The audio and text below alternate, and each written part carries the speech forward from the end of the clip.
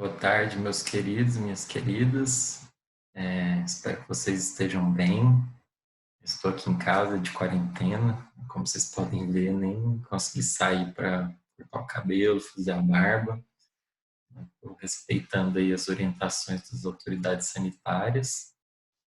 E espero que vocês estejam bem também, cuidando de si, cuidando das pessoas que vocês amam, né? A gente precisa seguir, né?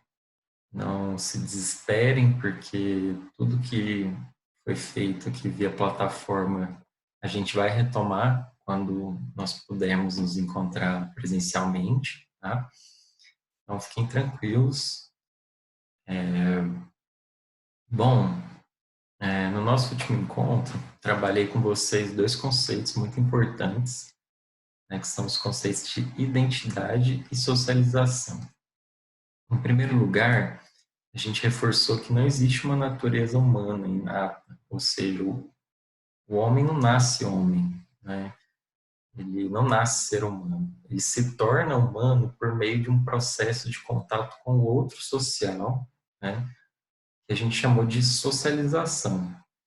Então, a gente destacou, em primeiro lugar, a socialização por meio da família, né? Que a gente chamou de socialização primária. E, em segunda medida, a socialização com outros grupos, né? A escola, o trabalho, a comunidade, a igreja. Então, esse processo de socialização, né, ele marca a nossa formação enquanto indivíduo, enquanto sujeito singular. Além da socialização, né, para a gente compreender a formação do sujeito, né, seu processo de constituição identitária, é necessário que a gente faça referência também a algumas características individuais, né, algumas vivências individuais, as quais a gente discutiu a cor da pele, a classe social, o gênero, né?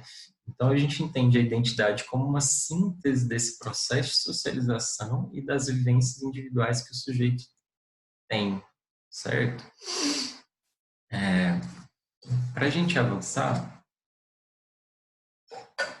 perdão, para a gente avançar um pouquinho, né, eu gostaria de trabalhar com vocês hoje um pouco do entendimento do que são os grupos sociais e o que é instituição social. Por exemplo, como pensar, né, como que compreender as nossas formas de agir no mundo, de se comportar, de pensar, né, de conviver, né? O que normatiza essa vida em sociedade? Aí você vai dizer, professor, o senhor já explicou isso, o que normatiza essa vida em sociedade são os grupos. Eu falo, não, na verdade, os grupos, eles reproduzem nessas normas sociais. Os grupos, eles são veículos de transmissão dessas normas sociais. Essas normas sociais, elas se constituem historicamente no que a gente chama de instituição social, né, que é o tema daquele texto que eu passei para vocês. Então, vou abrir aqui, tentar trabalhar com vocês muito brevemente mesmo os conceitos de grupo social e de instituição social e como eles se relacionam.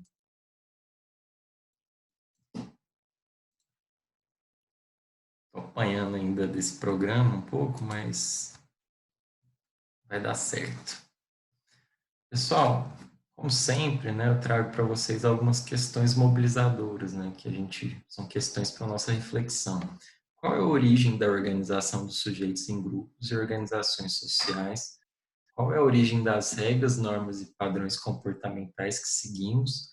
Como seria uma vida em sociedade se não existissem as regras, normas e padrões comportamentais? E qual a importância e relevância dos grupos na nossa vida social, né?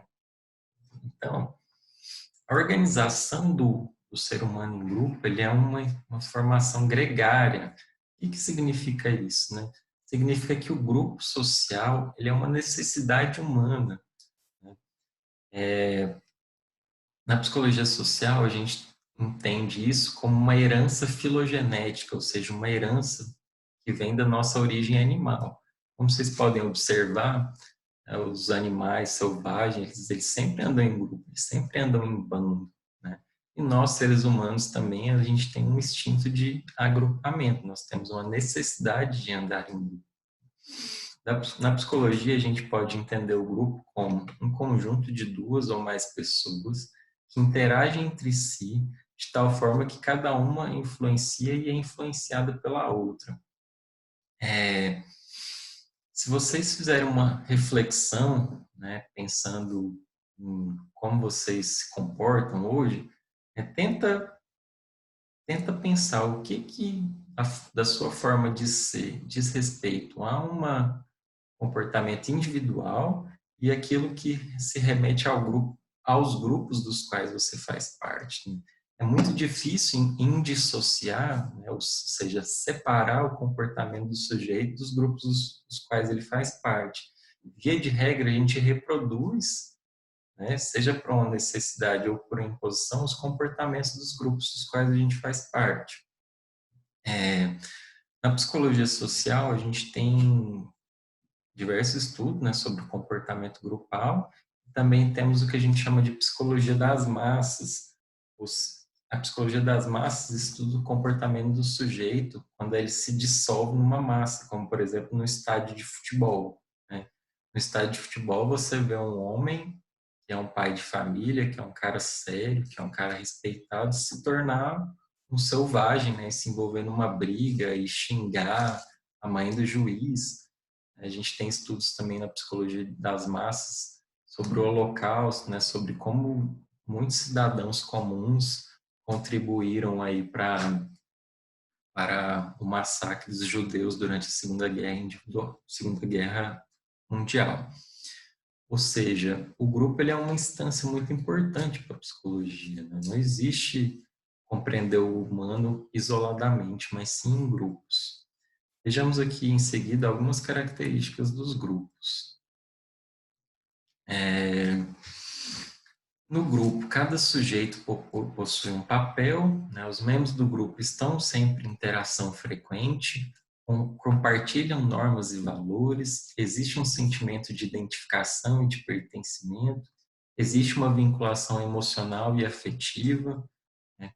A filiação ao grupo traz benefícios ao sujeito, os membros do grupo possuem objetivos e interesses em comuns, constroem um sentimento de unidade e coletividade, e os grupos também podem proporcionar segurança, status, autoestima e poder.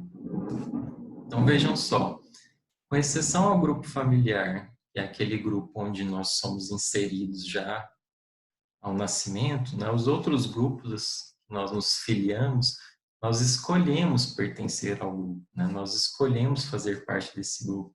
Só que a gente só consegue fazer parte desses grupos se a gente compartilhar das normas e valores desse grupo, se existir um sentimento de identificação, se o grupo nos trouxer benefícios. Então, por exemplo, vocês ingressaram na instituição Fonciano, né, no primeiro período, e agora no terceiro período você já tem, né, aqueles grupos ali os quais vocês se identificam, né, já tem o seu grupo de amigos ali. Então, tenta pensar o que unifica esse grupo, né? Se de fato existe os valores compartilhados, se de fato esse grupo te oferece alguma segurança, algum suporte, um sentimento de coletividade, né? Quais são os objetivos e interesses que unificam esses grupos dos quais você faz parte. Até um grupo do futebol ali, ele traz algum sentimento de coletividade, né? Você não se filia a um grupo se não houver, né, um interesse mútuo, se não houver um benefício mútuo, tá bom? É, agora, vejam só, de onde vêm essas normas e valores que a gente compartilha, né, nos grupos? As normas e valores que nós compartilhamos, né, que nós reproduzimos dentro dos nossos grupos, elas vêm do que a gente chama de instituição social. A instituição social, ele é um conceito eminentemente sociológico, mas que a gente usa muito na psicologia social para entender como que os grupos sociais eles se perpetuam e se reproduzem. Então vejam só, a gente entende a instituição social como um valor ou regra social reproduzida no cotidiano com estatuto de verdade que serve como guia básico de comportamento e de padrão ético, estético, político para as pessoas em geral. Então o que isso significa, gente? Vejam só, A família, ela é uma instituição social, né? Porque além do nosso grupo social familiar, nós temos uma ideia do que é uma família. Então, por exemplo, se vocês pensam a família há 30, 40 anos atrás, né, a família era uma família tradicional, formada por um homem e uma mulher, né, cada um tinha o seu papel, o homem era responsável pelo sustento da casa, a mulher era responsável pelos cuidados do lar, pela educação dos filhos. Era muito comum que esse homem tivesse outras mulheres, enfim. Então, a ideia de família ela foi se transformando e hoje a gente tem uma família que pode ser dois pais, duas mães, ou um homem e uma mulher em que os dois trabalham. Então, vejam só, a instituição social ela diz respeito a uma ideia, né, a uma referência abstrata, né, a um valor que se reproduz na sociedade e serve para a gente como orientação de como se comportar. Então, por exemplo, a religião também. A religião é uma outra instituição social, né? Se você assume, por exemplo, se você assume um preceito cristão protestante, você é evangélico, você sabe que você não pode, por exemplo, ingerir bebidas alcoólicas, né? Então, as instituições sociais elas são referências para os nossos padrões de comportamento. Elas têm uma característica, algumas características que elas têm, são sedimentadas, possuem uma historicidade, uma coercitividade, autoridade moral e interdependência.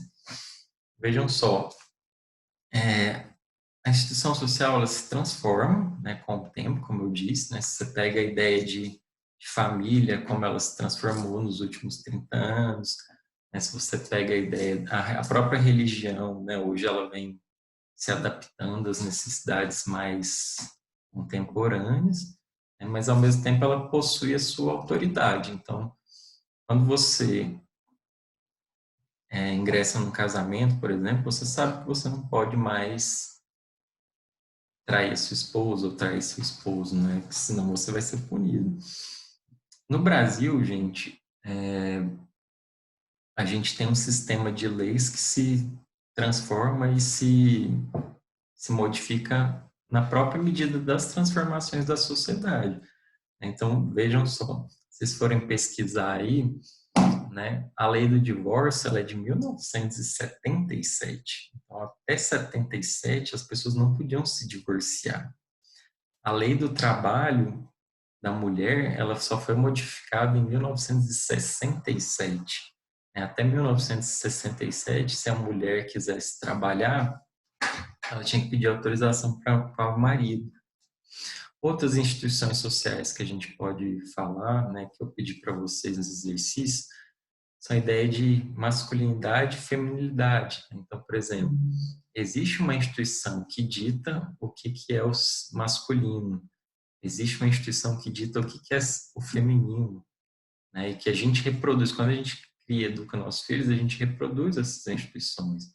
Só que a própria transformação da sociedade, ela coloca, né, em movimentação essas ideias. Então, a instituição social, ela é ao mesmo tempo uma coisa que é sedimentada, mas que está em permanente transformação. Bom, bom, aqui eu tenho alguns exemplos, né, de transformação da instituição social família. Né? Então, a mãe deixou de ser sinônimo de rainha do lar, o homem participa das tarefas domésticas, diminui o número de famílias nucleares, aumentou o número de divórcios. Né? Então, todas essas instituições elas estão em transformação. A priori, a instituição social nos é dada como algo natural, né? Como algo que já existia. Então, quando você nasceu, já existia uma noção do que era família. Mas a gente sabe hoje que nós criamos, reproduzimos e transformamos as instituições sociais, certo? Bom, por hoje acho que é só. E desejo a vocês aí uma boa semana, tá? E como eu disse, não fiquem ansiosos que a gente vai superar esse momento junto, tá bom? Um abraço.